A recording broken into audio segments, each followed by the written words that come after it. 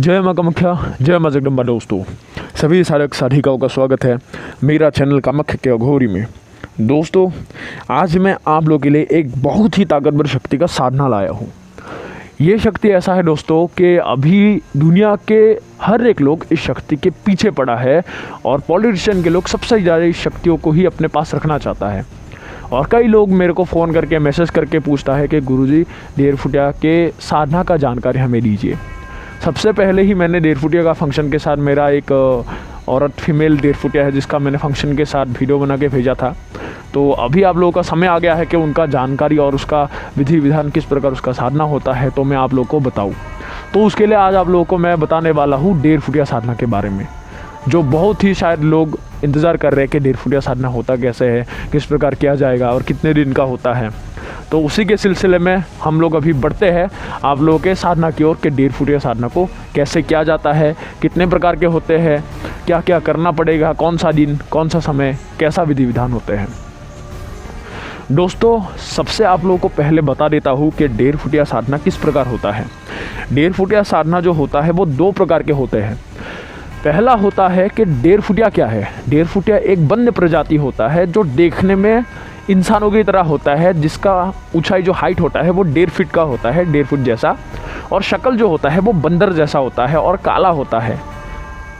देरफुटिया काला जैसा होता है, जो बंदर के जैसा ही होता है, और वो एक जंगल में रहने वाला एक प्रजाति होता है जो पहाड़ी अक्सर इलाकों में पाया जाता है, जो पहाड़ी गुफा में निवास करते हैं या फिर बड़े से पेड़ का जो कंधे जैसा घोंसला होता है, बड़े खुलुंग होते हैं, वहाँ पे वो निवास करते हैं।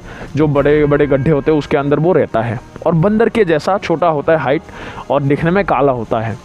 अक्सर ये लोग कहाँ पे पाया जाता है, जहाँ पे बड़ा घना जंगल हो या फिर पहाड़ी इलाका हो, ऐसे जगह में पाया जाता है। और वहाँ पे जितने भी आदि मानस होते हैं या फिर शिकारी लोग होते हैं जो जंगल में शिकार करते हैं, तो ऐसे लोगों को ये चीज़ें नज़र आते हैं। दौड़ता रहता है, रेंगता फिरता है वो दौड़ दौड़ के और बहुत ही तेज़ी से दौड़ता रहता है। और देरफुटिया भगवान नारायण का सेवक होता है, नारायण का पूजा करता है। अभी बताता हूँ कि देरफुटिया के साधना दो प्रकार के जो होते हैं वो किस प्रकार किया जाता है। एक तो होता है कि देरफुटिया के साधना को करने के लिए अगर सबसे शक्तिशाली बनाना है अपनी शक्ति को, तो देरफुटिया के उस वन मानुष को आपको मारना होगा और उसको डंडे से या फिर कोई लकड़ी से या फिर मार के उसको साधन किया जाएगा। अगर उसको गोली मार के मारा गया है तो उसका काम नहीं होगा। कोई भी लोहे से उसको मारोगे तो काम नहीं चलेगा। उसको पकड़ने का जाल बिछाया जाता है और एक जीवित तरीके से ही उसको पकड़ने का नियम विधि होता है, जो मैं आने वाले समय बताऊंगा। अभी तरीका सुन लो किस प्रकार होता है कि उसके जो मरने का जो हड्डी होता है, अगर मान लो औरत हुआ तो अगर शक्तिशाली बनाना है तो दाएं तरफ के हाथ के हड्डी से, और अगर मान लो आदमी हुआ, मर्द हुआ तो उसके औरत हुआ तो बाएं हाथ और मर्द हुआ तो दाएं हाथ से। इसमें वो शक्ति ज़्यादा रखता है। और अभी बताता हूँ कि अगर मान लो उस वन मानुष का आप लोगों को हड्डी नहीं हासिल होता है, बोन, तो उसको कैसे किया जाए। लेकिन इसमें क्या होगा, हड्डी की आवश्यक होगा, तो बताता हूँ किस प्रकार होता है। सबसे पहले क्या होगा, देरफुटिया के साधना को करने के लिए स्थान आप लोगों को चुनाव करना होगा शमशान घाट। दिन धार्य कितना होगा, दिन धार्य होगा इसमें आप लोगों का 11 दिन। और इसमें जो माला होगा, माला आप लोगों का रुद्राक्ष की लेना है। और जो भोग होगा, भोग इसमें मांस और दारू की आवश्यक है, और सूखी मछली और लहसुन, ये 4 प्रकार के चीज़ों को आपको रखना होगा।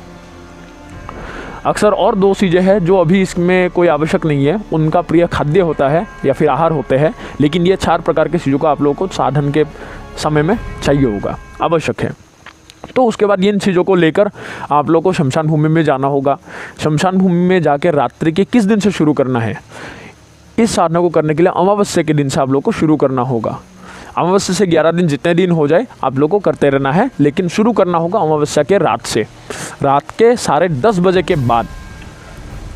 और अगर मान लो 10:30 बजे में शमशान घाट में मान लो कोई बस्ती जनबसती है, उसमें ऐसा हो जगह कि कोई ना हो और अंधेरा हो और अच्छा खासा शांत माहौल हो, ऐसे जगह में ही इस शक्ति का साधना किया जाएगा।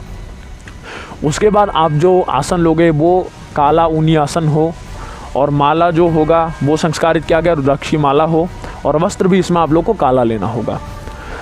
उसके बाद आप लोगों को क्या करना होगा कि सबसे पहले शरीर कीलन करना होगा। उसके बाद भूमि बंधन करना होगा। जो साधक इस साधना को करेगा उनको मैं भूमि बंधन और शरीर सुरक्षा जो मंत्र है वो मैं बता दूंगा, सिद्ध करके उन लोगों को आप लोग उपयोग कर सकते हो इन दोनों मंत्रों को। उसके बाद आप लोगों को करना क्या होगा दोस्तों कि एक आप लोगों को इसमें हड्डी चाहिए होगा, क्योंकि जब देरफुटिया आएगा तो उसको स्थान देना पड़ता है।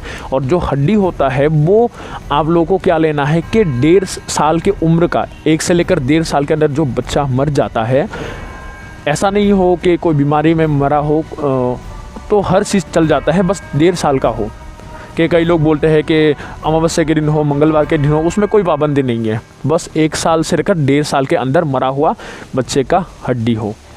अभी ये जो विधि विधान है ये एक मर्द देरफुटिया को सिद्ध करने का तरीका बता रहा हूँ। तो जब इस चीज़ को आप बुलाओगे तो इसमें एक मर्द बच्चे का ही आप लोगों को हड्डी लाना होगा, जिसका दाएं हाथ के हड्डी आप लोगों को तोड़ना होगा। वो दाएं हाथ के हड्डी इसमें चाहिए होगा जो 1 से लेकर 1.5 साल के अंदर बच्चा मरा गया हो। तो उस हड्डी को ले जाके आप लोगों को अपने साथ रखना है और वो हड्डी आप लोगों को 11वें दिन ही लेना होगा, अपने पास लेके जाना होगा शमशान भूमि में।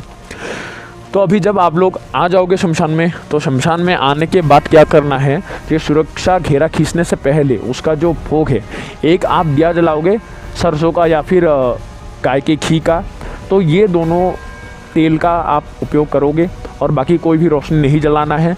सुगंधित इसमें अगरबत्ती की आवश्यक होगा, वो अगरबत्ती आप लोग घेरे के अंदर या फिर घेरे के बाहर पहले ही जला दो, कोई दिक्कत नहीं है। अगर मान लो अगरबत्ती ख़त्म हो जाते हैं तो घेरे के अंदर ही जला सकते हो, तो थोड़ा सा ज़्यादा अगरबत्ती ले लेना। उसके बाद जो भोग होगा इसमें आप लोगों का सूखी मछली, मांस, देसी दारू और यहाँ पे जो लहसुन होगा वो आप लोगों को 3 पग दूरी में वो चीज़ों को रखना होगा, थोड़ा दाएं तरफ आप लोगों को रखना होगा सामग्री। दिशा इसमें होगा आप लोगों का दक्षिण की ओर मुख करके आप लोगों को बैठना होगा। उसके बाद इसमें जो देरफुटिया के मंत्र होगा, देरफुटिया के मंत्र यहाँ पे 6 होता है। 6 होने के बाद इसमें क्या होगा कि पहले जो 5 मंत्र हैं उनको सिर्फ 3 माला 3 मेला जप करना होगा, और जो आखिरी मंत्र होगा, जो 6वां मंत्र होगा, उसको आप लोगों को 10 माला जप करना होगा। उसके बाद आप लोग को ये जो अनुभव है वो अनुभव होना शुरू हो जाएगा, और जब संख्या कुल मिला के आप लोग का 25 माला हो जाएगा तो उसमें कोई दिक्कत नहीं है। छोटा सा ही मंत्र होता है 1 लाइन का, तो उन लोगों आप लोग आसानी से पूरा कर लोगे, करीब 2.5 घंटा 2 घंटे के अंदर पूरा कर लोगे। सिर्फ 11 दिन का ही साधना है।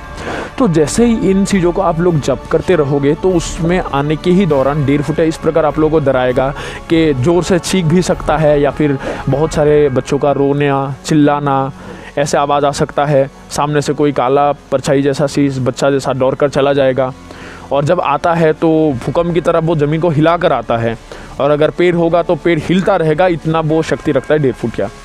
उसके बाद ऐसा हो सकता है कि वो कोई बच्चे का या फिर कोई चीज़ का रूप धारण करके आप लोगों के सामने जो भोग है वो भोग कर उठाकर भी लेके जाए। वो अगर आप लोग का दिया गया भोग को उठाकर ले जाता है तो ये नहीं सोचना है कि भाई भोग ले गया तो सिद्ध नहीं होगा, बस आप लोगों की जो जप संख्या है उसको पूरा करना है। और विभिन्न प्रकार से वो आप लोगों को डराने की कोशिश करेगा, आवाज़ डालेगा, क्योंकि इसमें देरफुटिया परीक्षा लेता ही लेता है साधक का, और जिससे वर्ल्ड ऑफ किंग बोला गया है अभी के समय में, जो हर एक काम कर सकता है। और उसका ताकत के बारे में बताऊंगा मैं आप लोग को, तो पहले पूरी चीज़ों को सुन लो। तो जब ये चीज़ें होता है तो आप लोग को डरना नहीं होता, बस अपने साहस से जो मंत्र उच्चारण है उसको पूरा करो, जब करते रहो। जितने भी हलचल मचाना है, जितने भी कुछ करना है उसको करने दो, क्योंकि आखिर जब पूरा करोगे तो उसको अपने वास्तविक रूप लेकर आप लोगों के सामने आना ही है।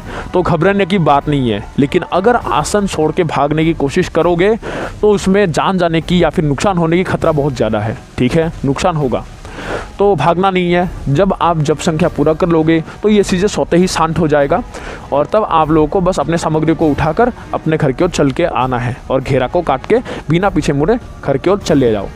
तो ऐसे जब आप लोग 11 दिन तक करोगे तो 11वें दिन क्या होगा कि 11वें दिन आप लोग का ऐसा नज़ारा वो सामने प्रकट करेगा कि आप लोग सोच भी नहीं सकते, क्योंकि देरफुटिया डराता ही डराता है। कोई बड़ा सा इंसान का शक्ल लेकर भी आपके सामने प्रकट हो सकता है, क्योंकि वो एक शक्ति है जो अलग अलग प्रकार के रूपों को धारण कर सकता है। कोई हाथी का भी शक्ल लेके आ सकता है, कोई यहाँ पे कोई बैल का, गाय का, कोई भी चीज़ का धारण करके आ सकता है। तो उसमें डरना नहीं है, जब संख्या को पूरा करते रहो। आप लोगों का आवाज़ वो बुलाकर भी आप लोगों को बुला भी सकता है कि भाई आपका मान लो राकेश नाम है तो ये राकेश ऐसे बुला भी सकता है। तो इनमें आप लोग को कान देना नहीं है, बस आप लोग जप करते रहो, ध्यान मत दो। जैसे ही इन चीज़ों को कर लोगे तो वो शक्तियाँ जो हाहाकार मचाया हुआ है वो धीरे धीरे शांत होने लग जाएगा। और आखिरी माला के ही अंदर जो आपका 6वां मंत्र का 10वां माला होगा वो उसी समय आप लोगों के सामने प्रकट हो जाएगा।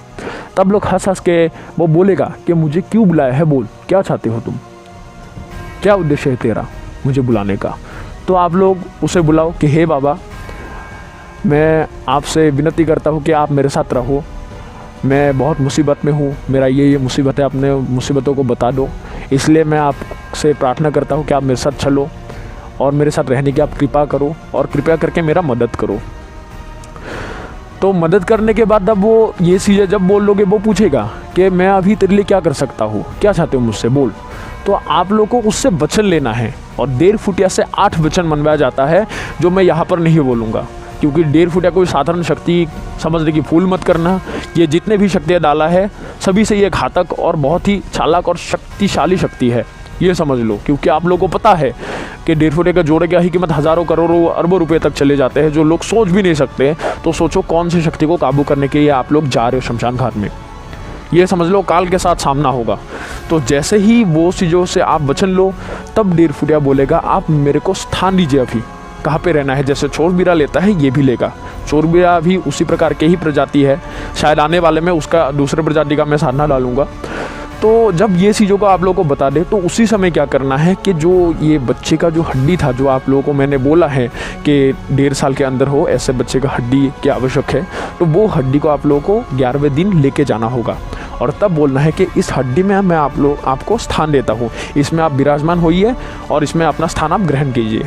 तो उसी समय वो जो हड्डी आप रखोगे उस हड्डी को वो 1.5 फुटिया एक मंत्र पढ़ के उसको झाड़ दे देगा और वो हड्डी वो सिल हो जाएगा और तभी से वो 1.5 फुटिया उस हड्डी में अपना निवास बना लेगा और उसमें वो स्थापित हो जाएगा।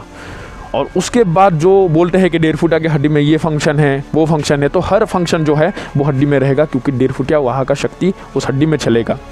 और उस हड्डी को सिद्ध होने के बाद बहुत सारे फंक्शन होते हैं, जैसे आईने में नहीं दिखता, कोई भी ताला को खोल सकते हो, ये अच्छा ये सही चीज़ है।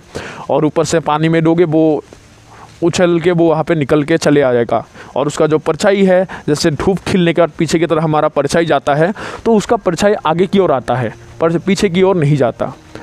और उसके बाद जब भी उसका वो आपका नाम बता देता है और उसको बांधने का जो हड्डी में तरीका है वो आपको बताएगा कि उसका नाम क्या है, क्या करना है। तो आप जब उसको बोलोगे कि आपको बुलाने का तरीका बताइए तो वो अपना तरीका बता देगा। उसका एक नाम होता है जो अपने भाषा में वो आप लोगों को बता देगा, तो उसको नोट कर लेना आप लोगों को।